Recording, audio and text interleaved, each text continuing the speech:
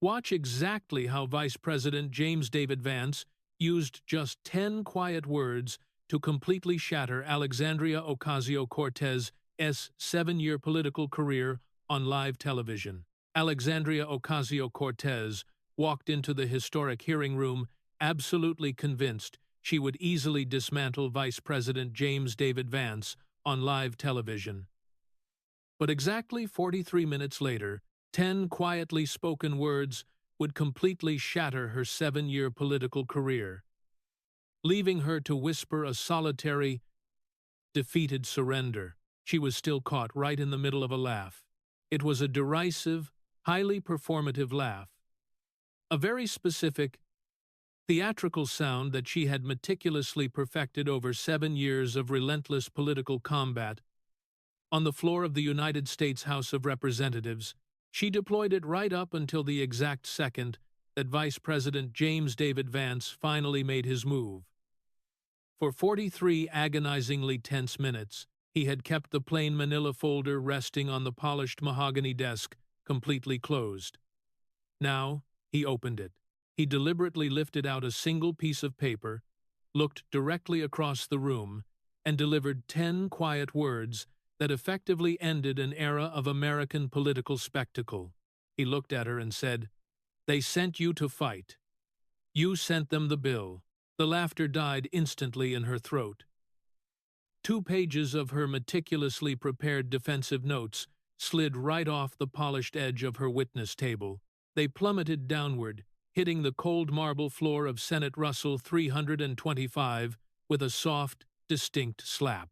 The highly sensitive C-SPAN microphones captured the sound so perfectly that by the following morning, that singular acoustic echo, the sound of paper hitting marble, in the exact same historic hearing room where Senator Sam Ervin had once interrogated the architects of the Watergate scandal, would be broadcast, shared, and replayed approximately 41 million times. At the center of the imposing dais, Chairman Tim Scott of South Carolina maintained an absolute, rigid stillness, deliberately refusing to lift his wooden gavel to restore any semblance of order. Beside him, House Ethics Committee Chairman Michael Guest of Mississippi slowly and deliberately closed his heavy leather binder. But the true, suffocating weight of the room resided exactly 3 rows behind the witness table. Sitting there was a 4-year-old Puerto Rican woman from Corona, Queens, named Maria Lourdes Velez. She tightened her weathered hands around the black rubber grips of a wheelchair, pushed the chair firmly against the back of seat 3, and waited in absolute silence for the singular moment of accountability she had spent 11 long months hoping to witness.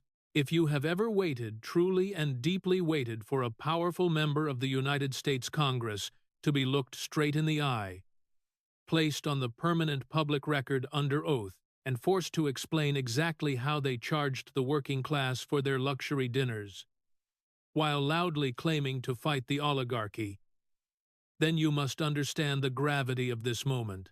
Because it unfolded live on national television in the most storied hearing room in the United States Capitol, and absolutely nobody in that room was prepared for what Vice President Vance pulled out of his folder next. Senate Russell 325, famously known to historians as the Kennedy Caucus Room, was never supposed to be the stage for this confrontation. The Joint Task Force on Federal Campaign Finance Compliance had been aggressively forged 2 months earlier through a rare, reluctant bipartisan vote, bridging the Senate Banking Committee and the House Ethics Committee. The task force was the inevitable consequence of 3 separate, damning investigative findings against a single sitting member of Congress. These were scandals that had simply grown too massive and too embarrassingly public for either political party to safely ignore any longer.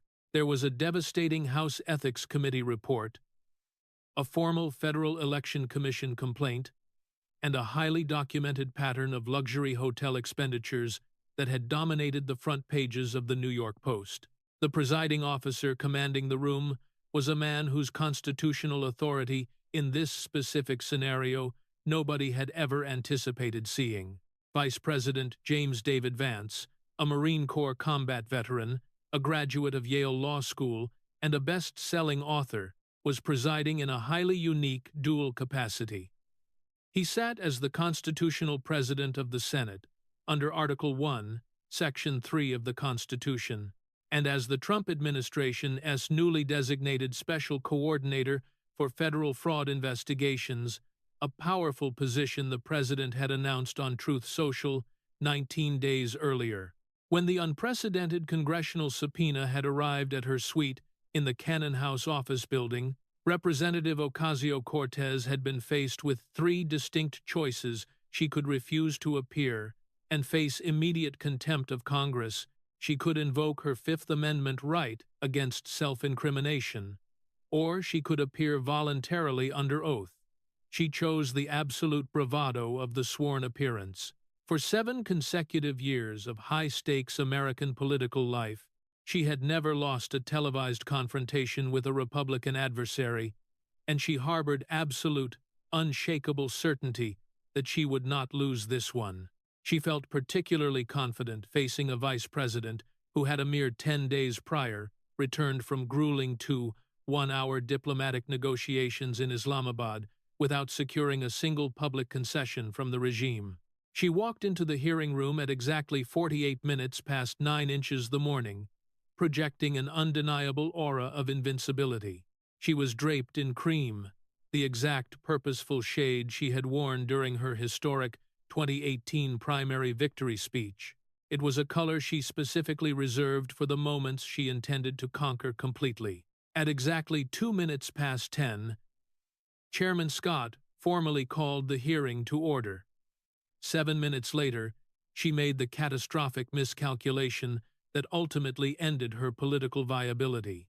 Chairman Scott, a man known for his remarkably even and soft-spoken demeanor that never altered for the television cameras, stated simply, "Madam Congresswoman, you are recognized for a 5-minute opening statement."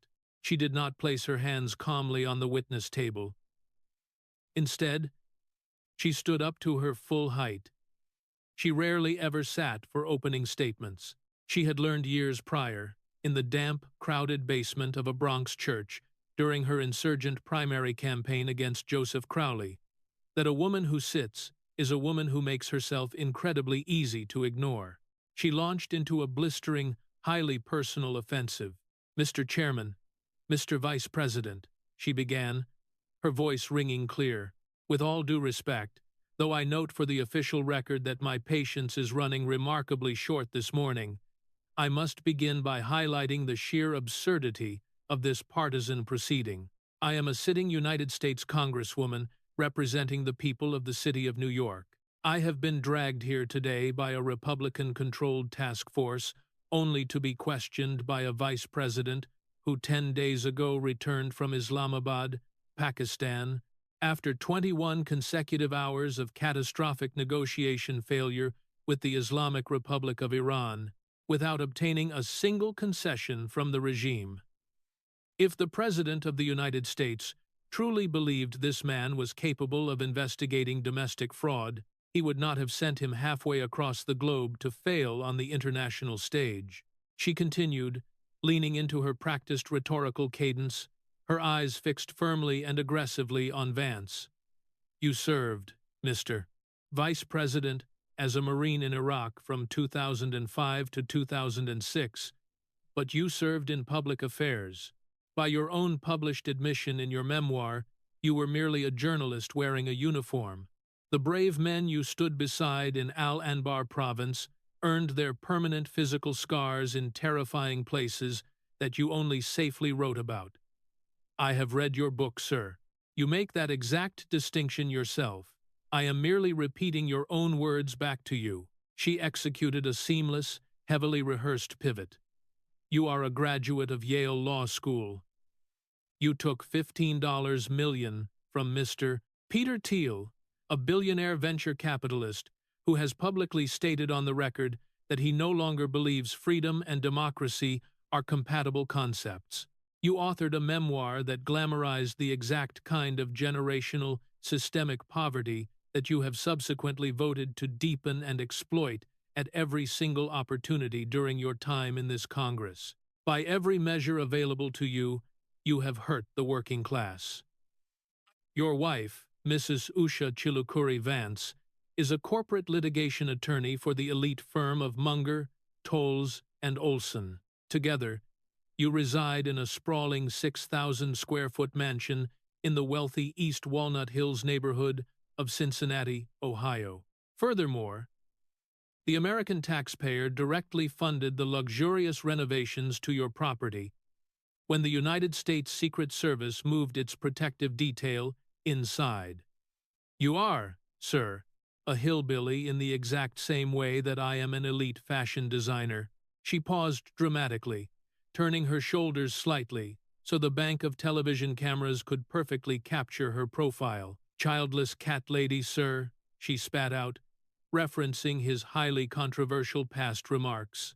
That is what you called every woman in this country who has not yet borne a child to a man you would personally approve of. You said it on the public record in 2021 on the campaign trail. I am 36 years old, sir. I am childless. I am childless because I have made the deliberate, conscious decision not to bring innocent life into a country governed by ruthless men who believe the ultimate answer to a child not yet born is to aggressively deport his mother. Her voice rose, building to its planned crescendo. Donald Trump is a fascist. The American people elected a fascist. And you, sir, you of all people, who in the year 2016 referred to Donald Trump as America's Hitler in private text messages later released by your own former friend, the Democratic state senator from the state of Georgia, Joshua McLaurin, are now the second in command to the man you once described as an authoritarian dictator. You are the absolute most expensive purchase Mr. Peter Thiel has ever made, sir, and I am absolutely not going to sit here and be lectured by a billionaire's purchase about my campaign finance disclosures. Finally, she turned slightly toward the gallery where Maria sat. And I will certainly not pretend, Mr. Vice President, to be emotionally moved by the sudden, convenient appearance of a witness who has been, let me be generous, invited to this room by nameless Republican operatives whose names I do not yet know, but whose true intentions I am completely certain about. The tragic misfortunes of one single constituent of mine, however unfortunate and tragic, cannot be cynically weaponized against the entirety of progressive social policy by a Republican vice president who could not, in 21 hours of marathon negotiation, secure the release of a single American hostage from the city of Tehran. She returned to face the dais. I yield, Mr. Chairman, she concluded with absolute defiance. I look forward to your questions. I do not expect them to be honest. She sat down, fully expecting the familiar, comforting sound of roaring applause from the Democratic side of the aisle. The silence that followed was completely deafening. Senator Elizabeth Warren of Massachusetts, a progressive icon, did not move her hands to clap. In fact, her pen had completely stopped taking notes exactly 28 seconds into the opening statement and remained frozen over her notepad. Representative Mark DeSaulnier of California, the ranking Democrat on the House Ethics Committee, simply stared downward at the intricate wood grain of his table. Representative Pramila Jayapal of Washington, the powerful chair of the Congressional Progressive Caucus and one of the Congresswoman's closest legislative allies, did not offer a single nod of solidarity during the entire speech. In the third row of the observer gallery, Representative Adriano Espaillat of New York, Dominican-born, formerly undocumented, the highly respected chairman of the Congressional Hispanic Caucus, and a towering figure in New York City's Latino congressional delegation, sat completely motionless. His hands were tightly folded over a small, heavily worn Bible that his late father had given to him in 1971. He closed his eyes tightly for one full, deliberate second. In the back row, the towering 6'8" frame of Pennsylvania Senator John Fetterman leaned forward. He was wearing, for the first time in 18 months, as a United States Senator, a dark gray suit jacket. It was an item he had specifically purchased at a Macy's in Pittsburgh 3 weeks prior, just for this historic occasion, leaving his trademark hoodies behind. He planted his heavy hands firmly onto his knees. On the Republican side of the dais, the stoicism was absolute. Chairman Tim Scott did not blink. Senator Cynthia Lummis of Wyoming wrote one single word on her notepad. Senator Katie Britt of Alabama looked down at her hands. Senator Pete Ricketts of Nebraska closed his binder. Senator Bill Haggerty of Tennessee leaned back. Senator Bernie Moreno of Ohio, the man sworn in to fill the Senate seat vacated by James David Vance, did not move a muscle. In the fourth row of the observer gallery, in seat 3, Maria Velez stared straight ahead. She had decided 3 weeks earlier, in the cramped kitchen of her apartment at 38 to 12 7th Street in Corona, Queens, that she was absolutely not going to look at Alexandria Ocasio-Cortez until the exact moment truly mattered. Beside her in seat 4 sat her son, Hector. He was 22 years old, wearing a navy blue Queens College sweatshirt with a small bleach stain on the right sleeve. He was in a wheelchair. He could not stand. He could not turn his head fully to the right. His eyes were permanently fixed on the heavy bronze seal of the United States of America, affixed to the wood paneling high above the dais. He had not blinked that anyone in the room could tell in 11 minutes. Chairman Scott tapped his gavel once, very lightly. The Vice President of the United States is recognized for 7 minutes by leave of this task force. In his joint capacity as President of the Senate and as the Special Coordinator for Federal Fraud Investigations, Vice President James David Vance did not stand. He had been told in a private briefing from the Senate parliamentarian the previous afternoon that the Vice President of the United States, when presiding in this specific room, did not need to rise. He placed both his hands completely flat on the closed manila folder in front of him. He did not open the folder. When he finally spoke, his voice carried the distinct, unhurried cadence of a man who had grown up in a single-wide trailer in Middletown, Ohio, a man raised by a tough grandmother named Mamaw, a man who had gone to Ohio State University on the GI Bill after 4 years in the Marine Corps, gone to Yale Law School, and at the age of 31, written a memoir about the people who had taught him to be completely quiet when there was nothing useful left to say. He spoke slowly. He did not raise his voice a single fraction of a decibel. He had not raised his voice in a public proceeding in 3 years. "Madam Congresswoman," he began, his tone almost conversational, "I am going to take some of what you said this morning, and I am not going to fight you on it. I went to Yale Law School. I took money from Peter Thiel. My wife Usha works at Munger, Tolles and Olson. We live in East Walnut Hills, Cincinnati. The Secret Service did renovate the entryway of our home when they moved in for security purposes.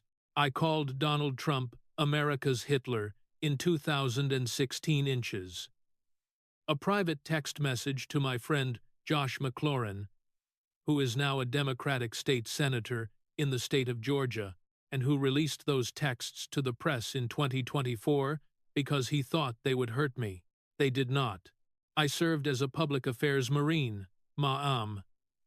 I was a journalist with a uniform. The men I served beside earned their terrifying physical scars in brutal places that I only wrote about. I have never once claimed otherwise. The man I think about most often is a lance corporal named Dustin Lee, who was killed by an improvised explosive device en route Tampa north of Baghdad on the 7th of October, 2006. I was not with him that day. I should have been. I have lived with that agonizing weight for 19 years. He paused, letting the profound gravity of his confession settle over the silent room. He did not raise his voice on the next sentence. I am not going to argue with you about Donald Trump. Ma'am, I am not going to argue with you about Iran. I am not going to argue with you about Peter Thiel, or about my wife, or about my children, or about the year 2016. The American people in November of 2024 sorted those broader ideological questions out for themselves. They sent us here, you and me both. You from the Bronx, me from Middletown. What I'm going to ask you about,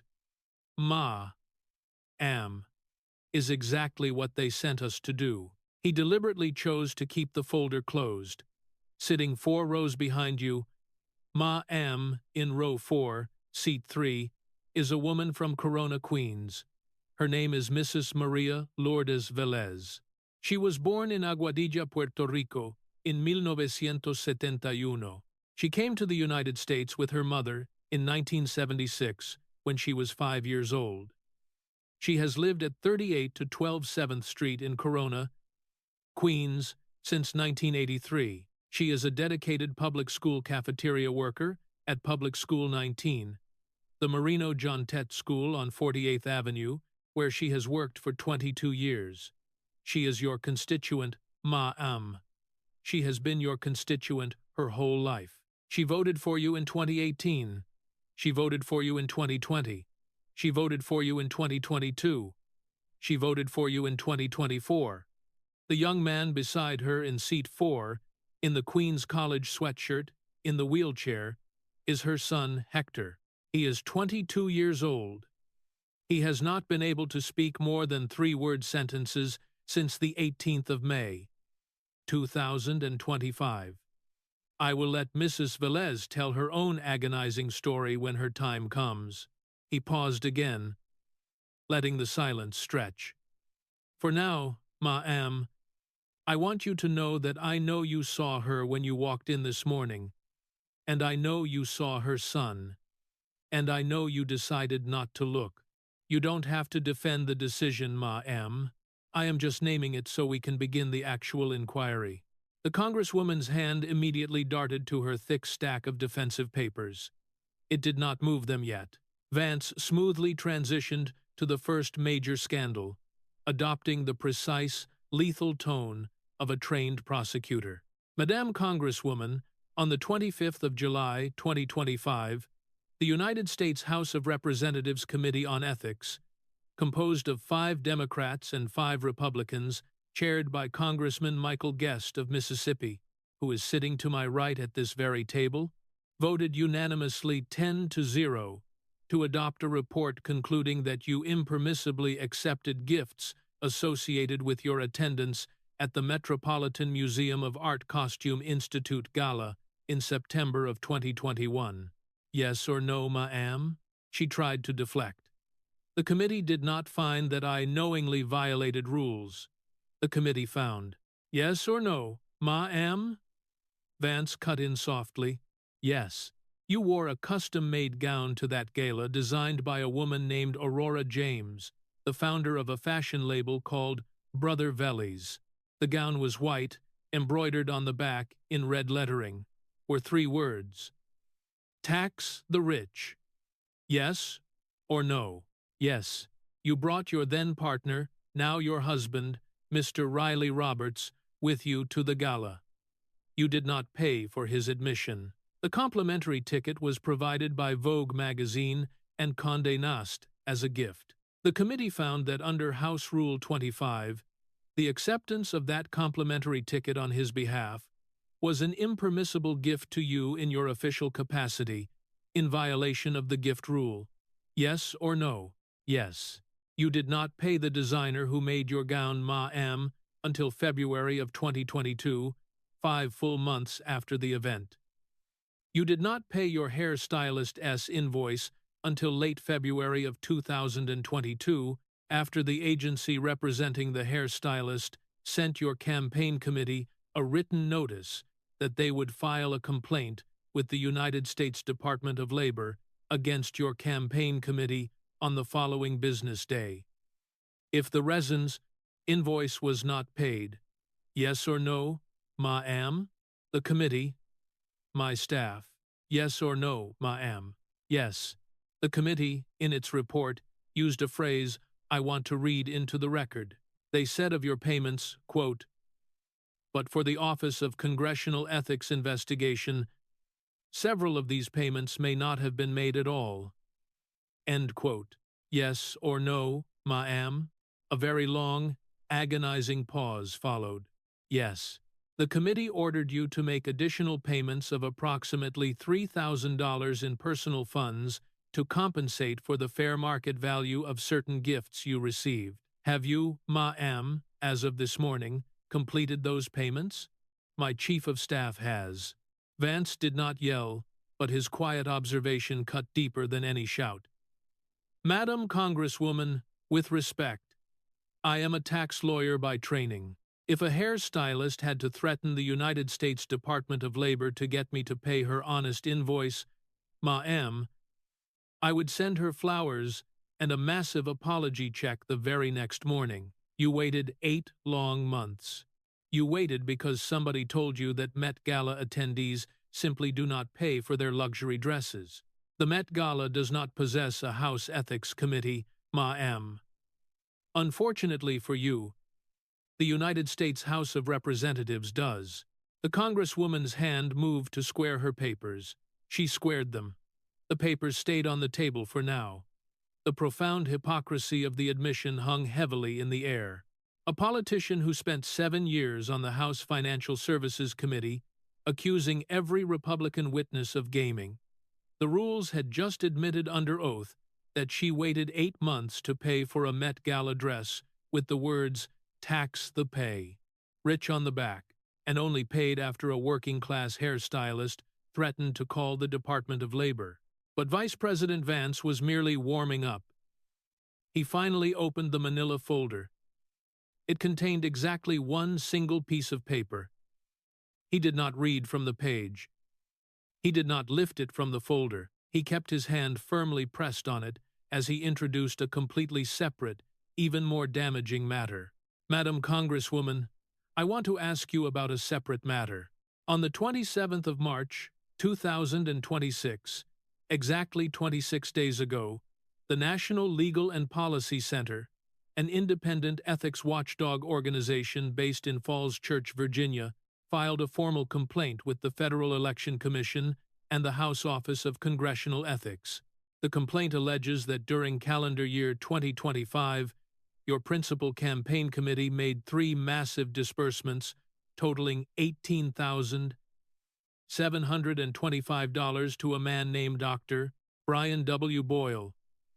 Did your campaign committee, ma'am, pay Dr. Brian W. Boyle $18,725 during calendar year 2025? Yes. Were those payments falsely classified in your quarterly FEC disclosures as leadership training and consulting? Yes. Vance then systematically dismantled her cover story with devastating precision. Dr. Boyle is a psychiatrist, ma'am. He practices at 165 Chestnut Street in Brookline, Massachusetts. According to his own published practice biography on Psychology Today, he specializes in interventional psychiatry, including Spravato, ketamine, and transcranial magnetic stimulation therapy. He is described by his own marketing materials as a leading authority on ketamine therapy. Does Dr. Boyle, on his website, on Psychology Today, or in any public-facing material, advertise leadership training or consulting services? Mr. Vice President, mental health is. Madam Congresswoman, I agree with you completely. Mental health matters. The Beatitudes, and I am a Catholic, ma'am. I converted as an adult. I went through RCIA. The Beatitudes say, "Blessed are those who mourn, for they shall be comforted." I mourn. I have mourned. I have a mother, ma'am, who has been clean and sober for 12 years and 3 months as of this morning. I know about therapy.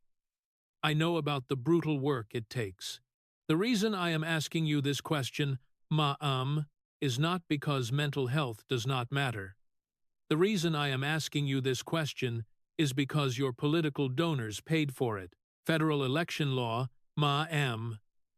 Title II, United States Code Section 439, a subsection B, prohibits the personal use of campaign funds. That is a black-letter rule. The NLPC alleges in its complaint that the $18,725 you paid to Dr. Boyle was, in fact, for personal therapeutic services for you or for members of your campaign staff. Yes or no? Ma.M. Were those payments for therapy? The matter is under review by the FEC. Yes or no, Ma.M. I cannot comment on an ongoing review. Vice President Vance did not change his expression. Madam Congresswoman, the American people watching this hearing this morning are about to learn a sentence that the lawyers in this room already know perfectly well.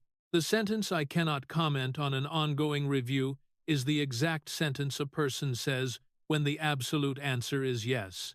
He paused. He had not raised his voice.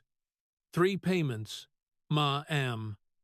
$11,550 on the 10th of March, 2025. $2,800 on the 15th of May, 2025. $4,375 on the 1st of October, 2025. Total $18,725 for comparison. Ma.M. And I think this is critically important. The median household income in your congressional district, New York S. 14th, is approximately $56,000 per year. You charged your campaign donors in 3 payments, approximately 1/3 of the median annual household income in your own struggling district, to a ketamine specialist in wealthy suburban Boston. 3 months apart. 3 times in a single year. 3 times, Ma.M. The Congresswoman erupted in fiery indignation. She sprang to her feet. She did not sit for fights. She had not sat for a fight since November of 2017. She raised her hand. Chairman Scott granted her the floor. Mr. Vice President, I am absolutely not going to apologize for receiving necessary mental health care. I am not going to apologize for being a 36-year-old Congresswoman who in the year 2021, on the 6th of January, was nearly murdered in her office in this very building, locked in a closet, while a violent mob, encouraged by your now boss-hunted United States Congresswomen, through these corridors, looking for women to harm. I have severe post-traumatic stress disorder, sir. I have been treated for it. I am not ashamed of it. The American people are not ashamed of it. What you are doing this morning, sir, is cruelly shaming a terrified victim of political violence for seeking the medical care she desperately needed in the horrific aftermath of a fascist insurrection. And I want to know, Mr. Vice President, I want to know when the next traumatized, 8-year-old Marine veteran from Middletown, Ohio, walks into a Veterans Affairs clinic in Cincinnati and asks for the exact same ketamine treatment that my donors paid for. Are you going to deny him? Are you going to call his treatment a misuse of funds? Or is mental health care only considered fraud, Mr. Vice President, when the patient is a brown woman from the Bronx who bravely voted against your billionaire donors? She sat down. The room was absolutely silent. Chairman Scott did not gavel. He did not need to. She had landed it. It was real. It was a massive emotional hit. Vice President Vance did not speak for 14 agonizing seconds. The 14 seconds were not the terrified silence of a man who had nothing to say. They were the cold, calculated silence of a man who was actively deciding whether what had just been screamed at him deserved a full response or merely a brief acknowledgement. He chose acknowledgement. Madam Congresswoman, I was just in Middletown last weekend, Ma.M. I was visiting my mother. She is 60 years old. She has been clean since the 7th of January, 2014. She has a modest job. She has a small home she pays for herself. She has, every single day of her life, every absolute right to therapy. She also pays for it. Ma'am, completely out of her own pocket, with money she physically earned through hard labor. She does not fraudulently bill her political donors for her medical bills because she is not a corrupt member of Congress. The ethical distinction is a small one to you, but it matters immensely to the taxpayer. He turned the page over. The other side of the page was now completely visible. And ma'am, for the permanent record, since you aggressively raised the comparison, every single brave Marine veteran from Middletown, Ohio, who walks into a Cincinnati Veterans Affairs clinic and asks for ketamine therapy, receives that intensive therapy directly from the United States Department of Veterans Affairs, not from an exclusive private psychiatrist in wealthy Brookline, Massachusetts. Not secretly coded as leadership training in shady quarterly installments. They get it from the VA, free of charge to him, because we, the American people, owe him that profound debt through our taxes. He set the page back down. Now, ma'am, I want to read you something. Vice President Vance finally lifted the single piece of paper out of the folder and held it up high for the C-SPAN cameras to capture. The page was visible to the entire room. On the left side of the stark white page were 7 specific dates written in a perfect column. On the right side, directly beside each date, were the names of 7 extraordinarily expensive luxury hotels and elite restaurants. Madame Congresswoman, Vance continued, the historical weight of the room amplifying his quiet voice. I want to read to you, on the permanent public record, in the United States Senate, most historic hearing room, the exact same room where Senator Sam Ervin sat in 1973 and asked President Nixon's men what they knew and when they knew it, a list of 7 dates. On each of these 7 dates in calendar year 2025, a woman named Mrs. Maria Lourdes Velez, who is sitting in row 4, seat 3, directly behind you, frantically called your district office at 88 to 0843rd Avenue in Long Island City, Queens. The phone records were legally obtained through a Freedom of Information Act request to the Office of the Clerk of the United States House of Representatives, dated the 19th of February, 2026.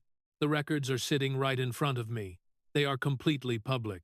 On each of those 7 dates, ma'am, the desperate call was received by a member of your constituent services staff. On each of those 7 dates, the call was logged in your office's digital intake system. On each of those 7 dates, ma'am, you completely ignored her. You did not return the call personally. Your office merely sent a soulless, pre-written form letter signed by a low-level constituent services aide. The 7 form letters are also sitting right in front of me. They are also public. He read slowly. Each date fell like the heavy strike of a hammer. Date 1, the 14th of March, 2025. Your campaign committee was billed $1,638 at the Luxury Hotel Vermont in Burlington, Vermont, that exact same day. Date 2, the 22nd of May, 2025. Your campaign committee paid Dr. Brian W. Boyle $2,800. That exact same week, your campaign committee was simultaneously billed $2,318 at the lavish Vidara Hotel and Spa in Las Vegas, Nevada. Date 3, the 8th of July, 2025. Your campaign committee was billed at the exclusive Hotel Palacio Provincial in San Juan, Puerto Rico. Date 4, the 26th of August, 2025. Your campaign committee paid the Coliseo de Puerto Rico $6,987 in luxury venue rental. That was the exact same venue, ma'am, where you were extensively photographed dancing in a lavish, private VIP suite during a massive concert performed by the recording artist Bad Bunny, merely 3 days earlier on the 23rd of August. Date 5. The 1st of October, 2025. Your campaign committee paid Dr. Brian W. Boyle $4,375 that exact same day. Date 6. The 12th of November, 2025. Your campaign committee was billed at the massive Lansdowne Resort and Spa in rural Virginia. Date 7. The 4th of February, 2026. Your campaign committee paid Sushi Uji on Greenwich Avenue in Manhattan $150 per person for an exclusive 1-4-course tasting menu. He set the paper down heavily. Mrs. Velez was frantically calling, "Ma'am," to desperately ask for your basic human help with her son Hector, 22 years old, sitting in row 4, seat 4, directly behind her. Wearing a Queen's College sweatshirt, he paused. "Mr. Velez, would you?" He stopped himself. "Forgive me, sir. I forgot you can stand." A very long, suffocating pause filled the room. The Congresswoman's hands trembled violently as she tried to hastily square her messy stack of papers. She lost her grip. 2 more pages slipped completely off the polished mahogany edge of the witness table. They slapped loudly onto the cold marble floor of Russell 325. The slap of paper on marble was perfectly audible in the stunned gallery. A C-SPAN microphone exactly 4 meters away picked it up clearly. She watched them fall. She did not bring herself to bend down and pick them up. Hector cannot stand. He cannot speak more than 3 words. His mother called the Congresswoman's office 7 times in 11 months. The Congresswoman was at a luxury hotel in Vermont, at an elite sushi bar in Manhattan, at a VIP Bad Bunny concert in San Juan, at a massive resort in rural Virginia, and at an exclusive ketamine specialist's office in suburban Boston. 7 desperate phone calls, 7 soulless form letters, personnel responses. Chairman Scott then formally looked down at his agenda. The chair calls Mrs. Maria Lourdes Velez. "Mrs. Velez, please come forward to the witness table." Maria stood up with quiet dignity from row 4. She bravely wheeled her son Hector up to the front of the witness area and meticulously parked his wheelchair directly beside the chair to Alexandria Ocasio-Cortez right. She sat down in the chair. She did not look at the Congresswoman sitting mere inches beside her. The clerk solemnly administered the oath. Her hand did not shake. Chairman Scott nodded. "Mrs. Velez, you are recognized for 2 minutes for an opening statement." Maria did not have any written notes to read from. Her pain was permanently etched into her memory. "Mr. Chairman, Mr. Vice President, members of the task force," she began, her voice steady. "My name is Maria Lourdes Velez. I was born in Aguadilla, Puerto Rico, in 1971. I came to the United States with my mother in 1976, when I was 5 years old. I have lived in Corona, Queens, since 1976. I have lived at the exact same address, 38 to 12 7th Street, since I was 12 years old. I am a dedicated public school cafeteria worker at Public School 19, the Marino Jontet School, on 48th Avenue. I have worked there for 22 years. I have voted in every general election since 1992. I voted for Bill Clinton. I voted for Hillary Clinton. I voted for Joseph Biden. I voted for the Congresswoman in 2018, in 2020, in 2022, and in 2024. On the 18th of May, 2025, my son Hector, 22 years old, a junior at Queens College, a bright biology major actively planning to take the medical college admission test in the spring of 2026, was brutally attacked from behind on the platform of the number 7 train at the 90th Street Elmhurst Avenue. In the station, he was simply returning home from a late study group at the Flushing Meadows branch of the Queen's Library. He was wearing his Queen's College sweatshirt, the exact same one he is wearing right now.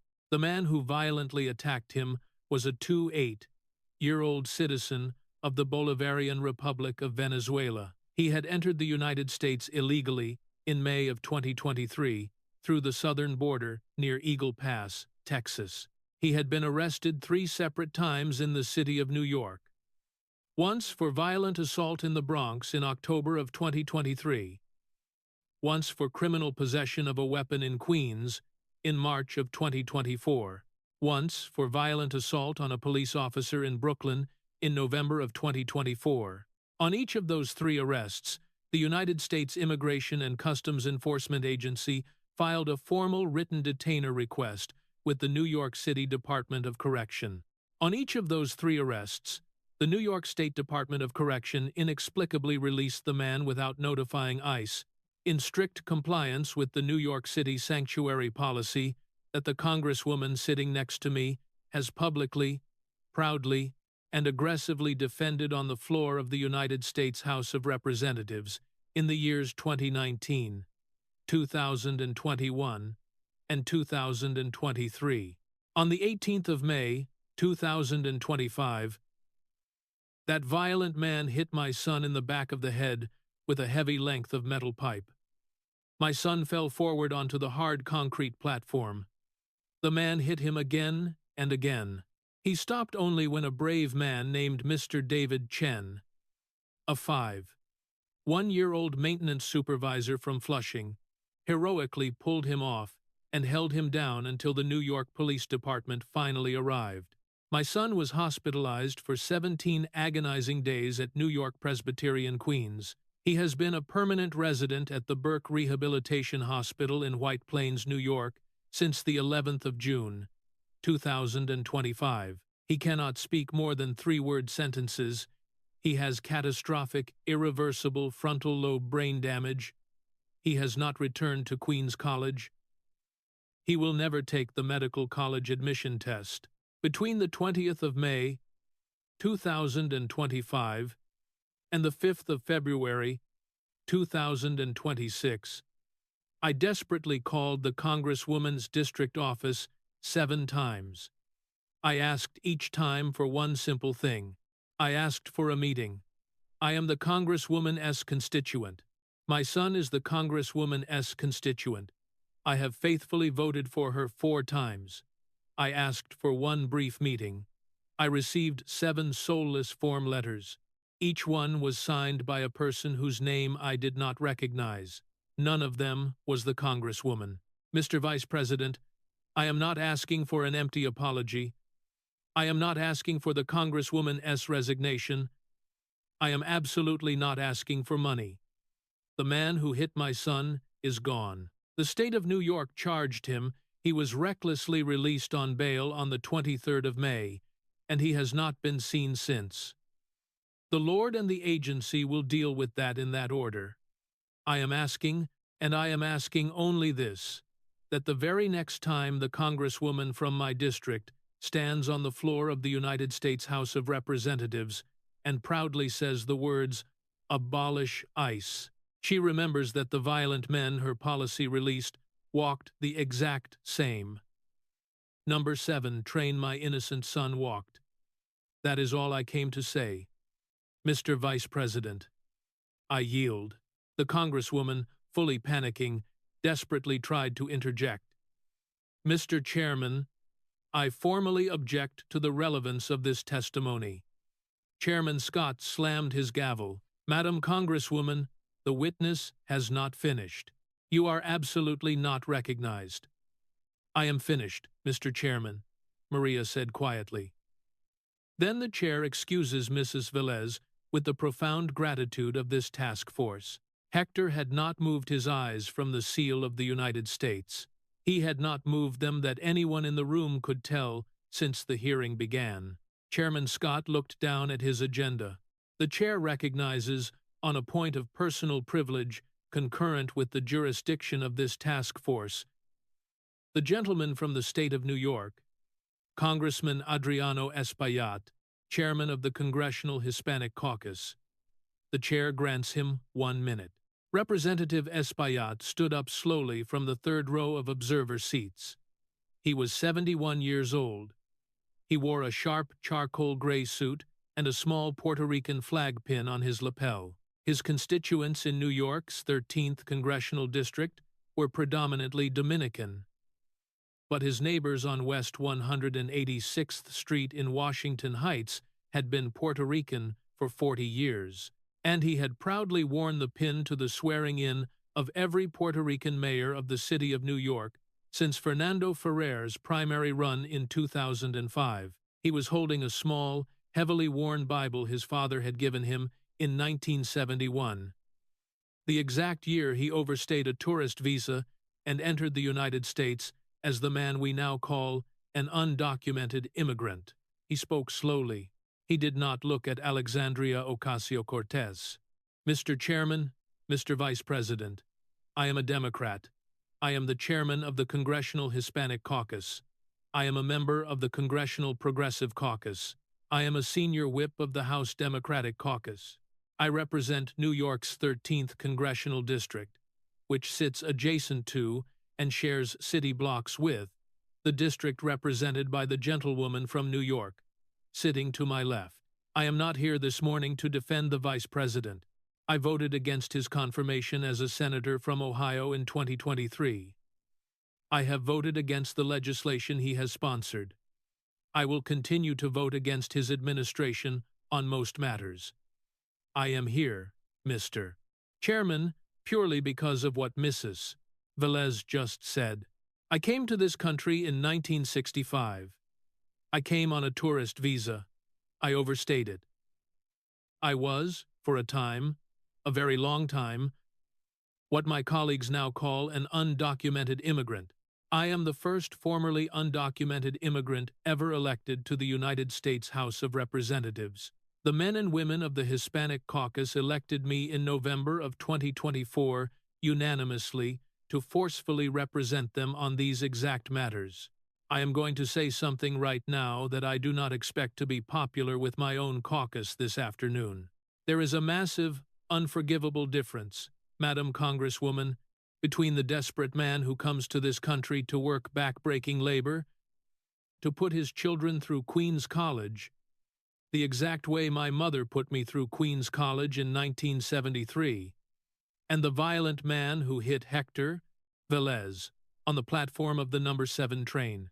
There is a profound moral difference between fighting for the basic human dignity of the migrant and giving total legislative cover to the violently criminal. Hector is sitting in row 4 in a wheelchair in his Queens College sweatshirt, precisely because we and I completely include myself in this failure. We, Madam Congresswoman, I do not exempt myself, failed to make that distinction clearly enough. He finally turned. He faced her directly. Hermana, sister, I am asking you, not as a member of the political opposition, but as the chairman of the caucus you and I both belong to simply look at Mrs. Velez one single time before this hearing ends and to say something human. The word sorry is not required. The phrase, I see you, would be more than enough. A suffocating pause stretched over the room.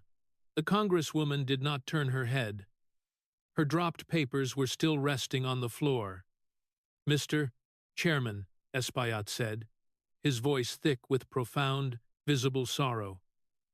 I yield. He sat down heavily. Senator John Fetterman immediately raised his massive hand. Chairman Scott recognized him. He stood up.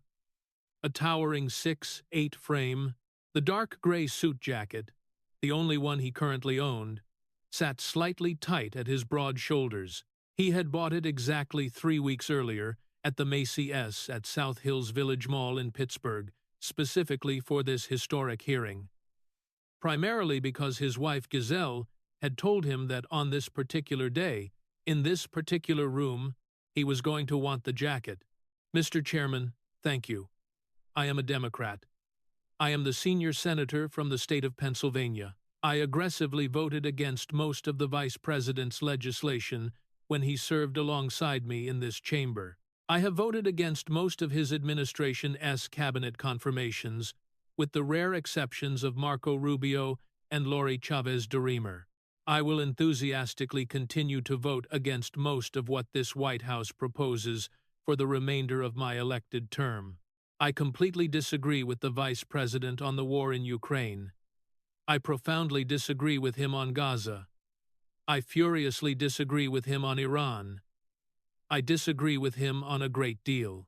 I am absolutely not here, Mr. Chairman, to defend his politics. I am not here as his friend. I am here because I proudly served as the mayor of a struggling steel town called Braddock, Pennsylvania, from January of 2006 to January of 2019. The median household income in Braddock during my entire time as mayor was approximately $27,000 per year. 38% of the innocent children in Braddock lived far below the federal poverty line.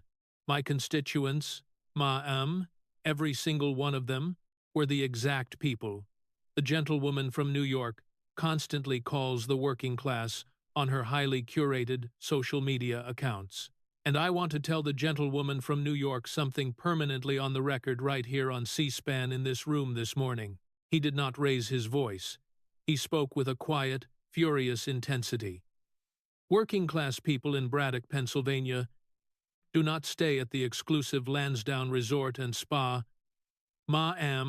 Working-class people in Braddock absolutely do not eat $150, course luxury tasting menus on Greenwich Avenue. Working-class people in Braddock do not bill $23,712 to a political campaign committee for an exclusive VIP venue rental at a stadium where Bad Bunny performs.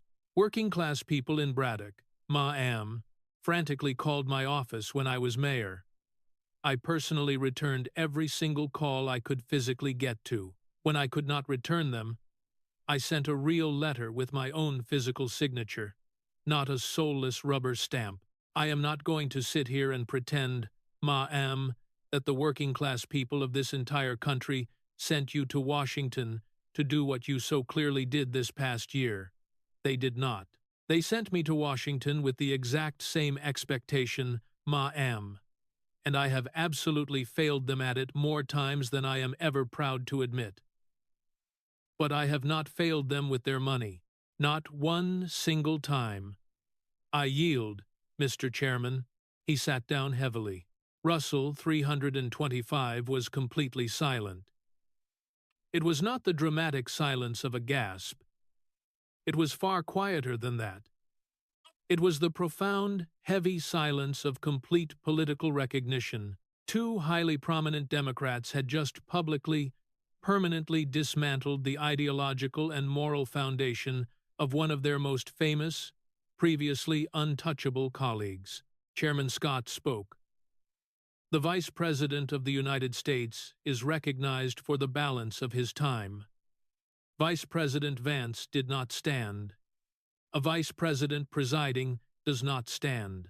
He had exactly 2 minutes and 43 seconds left on his original allotment. He used 1 minute and 58 seconds. Madam Congresswoman, I'm going to do something the gentleman from New York just asked you to do. And I deeply want you to forgive me for it, because I truly think it's the only thing left in me to do today. I want you to know, that I see you.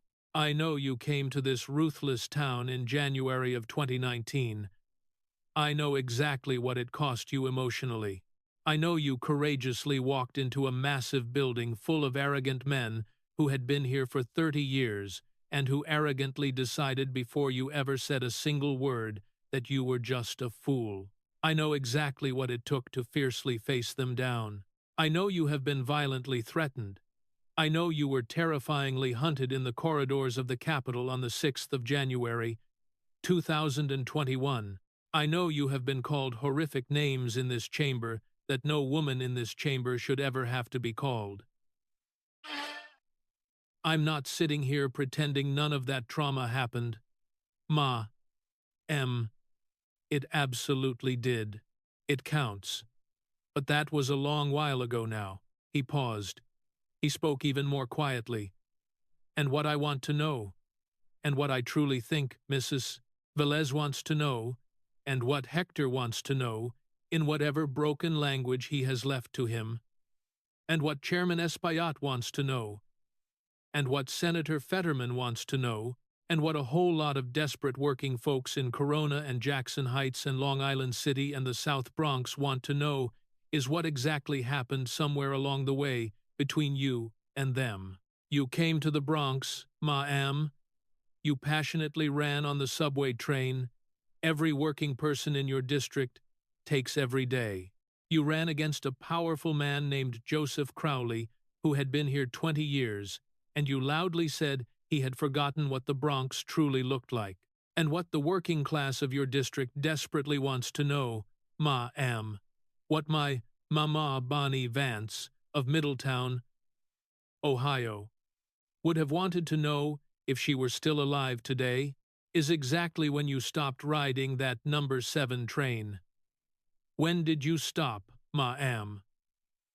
I'll tell you exactly when. Somewhere right between the designer Met Gala dress and the luxury Vidara Hotel and the Lansdowne Resort and the VIP Coliseo de Puerto Rico and the elite Sushi Uji on Greenwich Avenue. Ma'am, they sent you to Washington to fight. Madam Congresswoman.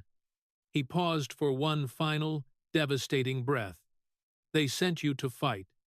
You sent them the bill. The 2 pages of paper were still resting on the cold marble floor. Alexandria Ocasio-Cortez erupted. She stood up furiously. Mr. Chairman, I will absolutely not be lectured. Chairman Scott struck his heavy gavel once. Madame Congresswoman, you are completely out of order. I am not out of order. I have severe post-traumatic stress disorder. I have spent 7 years in this Congress. 2 gavels struck. Reclaiming my time. Mr. Chairman, I am reclaiming my time. Vice President Vance spoke calmly. Madam Congresswoman, with respect. Ma'am, the gentlewoman is the witness today. The gentlewoman does not legally control the time. The chair strictly does. With your permission, Mr. Chairman, granted, Mr. Vice President. I will absolutely not be silenced. I have spent 3 heavy gavels. The hardwood of the gavel cracked violently against the brass plate. Chairman Scott spoke with ultimate authority.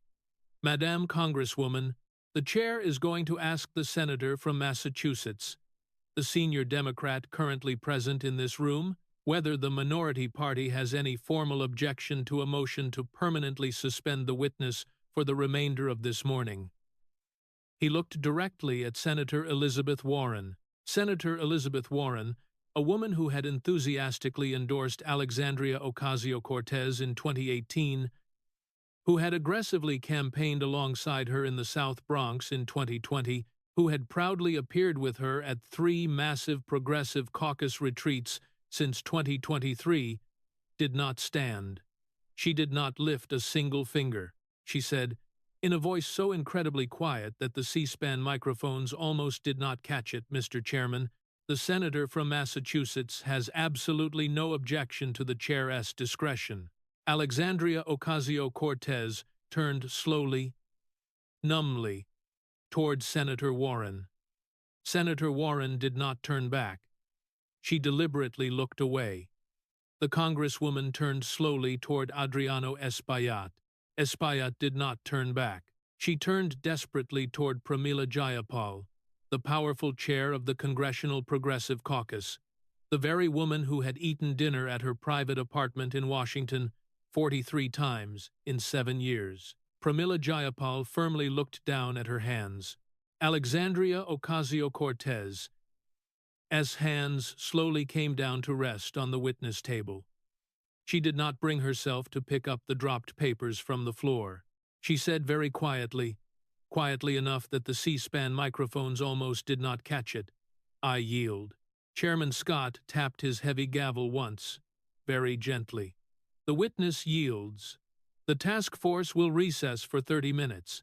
He carefully set the gavel down.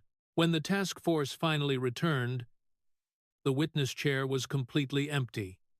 Alexandria Ocasio-Cortez had walked out of Russell 325 through the side door that led directly to Constitution Avenue. She left entirely alone, without speaking to a single hungry reporter in the hallway, without issuing a frantic press statement, and without ever looking back at the historic room she had just walked permanently out of. The 2 pages of paper were still resting on the marble floor. A junior Senate staffer named Camila Rodriguez, 23 years old, from Hialeah, Florida, in her very first month on the high-pressure job, quietly picked them up at exactly 47 minutes past 12 that afternoon, after the afternoon panel had formally concluded. The pages were completely blank. Somewhere on East 230th Street in the Bronx, at exactly 11 minutes past 4 that afternoon, Maria bravely wheeled her son Hector back through the glass entrance of the Burke Rehabilitation Hospital.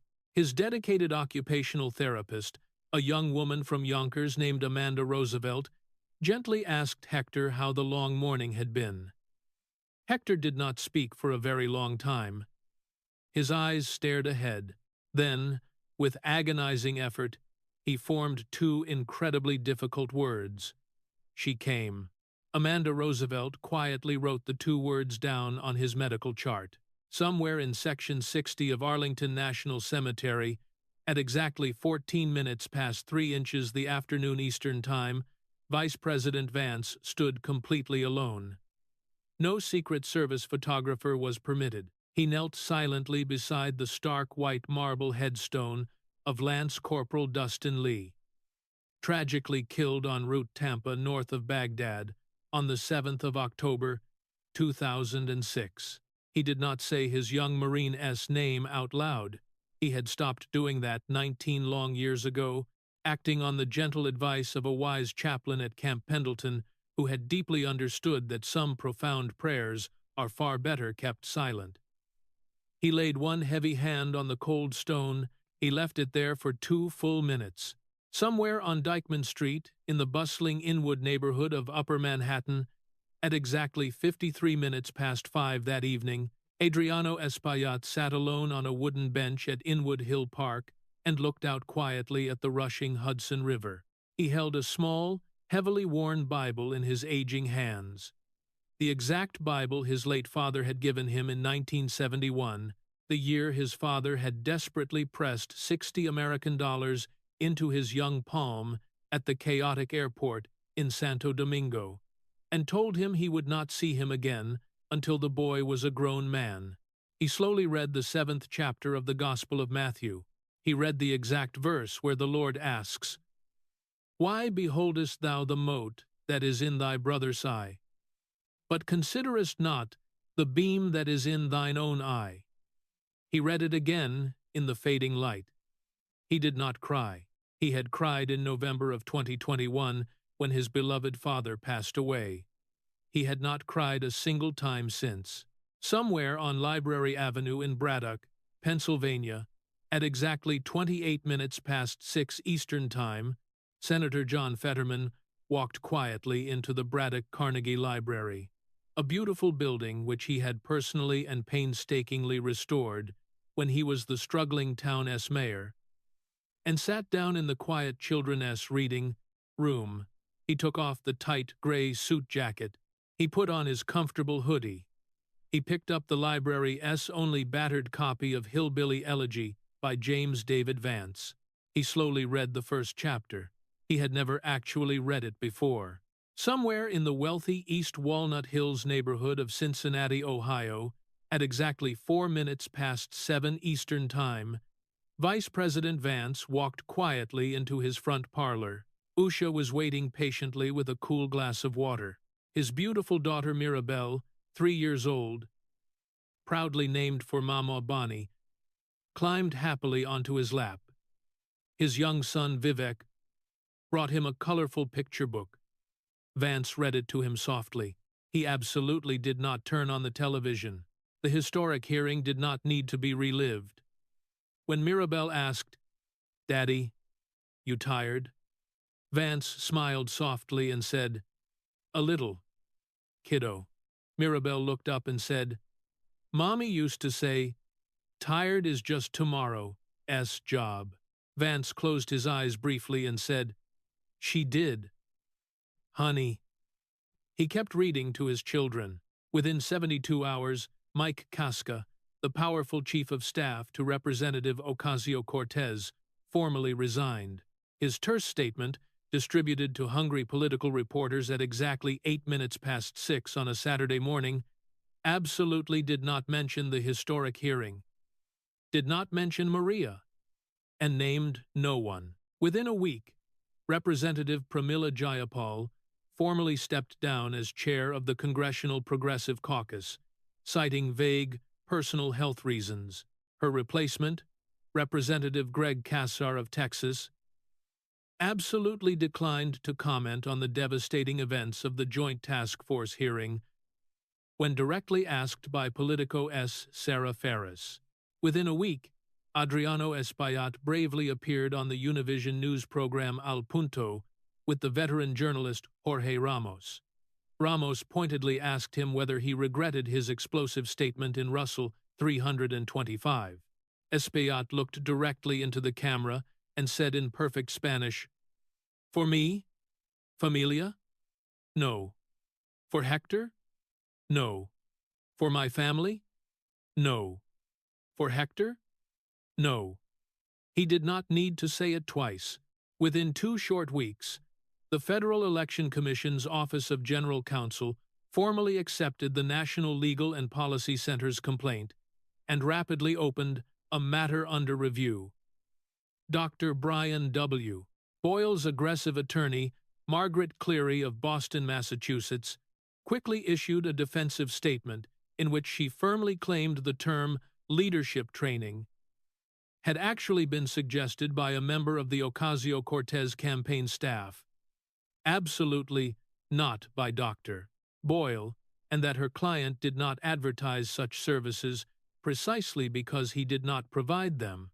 Within a month, the Q1 2026 Federal Election Commission financial report from Alexandria Ocasio-Cortez for Congress disclosed exactly 0 new luxury hotel disbursements.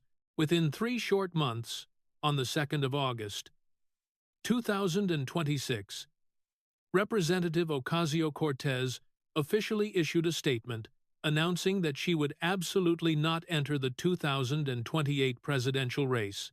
Her brief statement, released by her acting chief of staff at 41 minutes past 6 on a Saturday morning, did not mention the devastating hearing, did not mention Maria, did not mention Hector, did not mention Adriano Espaillat, did not mention John Fetterman, did not mention the vice president, and named absolutely no one. She did not seek a televised emotional farewell address. She did not request a prestigious Brookings Institution honorary fellowship, though one had reportedly been offered behind closed doors. She did not publish the lucrative campaign memoir she had reportedly been working on for years. Within 6 months, Senator Fetterman proudly introduced, with formal, highly publicized endorsement from Vice President Vance on behalf of the Trump administration, the Federal Office Ethics Act of 2026. The bipartisan bill legally required real-time Federal Election Commission disclosure of all member campaign expenditures over $1,000. It successfully passed the Senate 73-21 on the 14th of October, 2026. 26 Democrats bravely voted yes. Hector slowly began to recover. By November of 2026, he could painstakingly speak in 5-word sentences. He began intensive rehabilitation, reading therapy. The specific book his mother had carefully selected, on the direct recommendation of his speech therapist, was a used hardcover copy of Hillbilly Elegy, which she had purchased at the Strand Books outlet on Broadway in Manhattan for exactly $8.50. Hector read the dedication out loud, very slowly, to Amanda Roosevelt on the quiet morning of the 17th of November, 2026. The dedication read, "For Mama and Papa, my very own hillbilly Terminators." It took him exactly 46 seconds to carefully read it. He did not stop in the middle. The words echoed quietly in the room, a profound testament to resilience and the ultimate arrival of true accountability.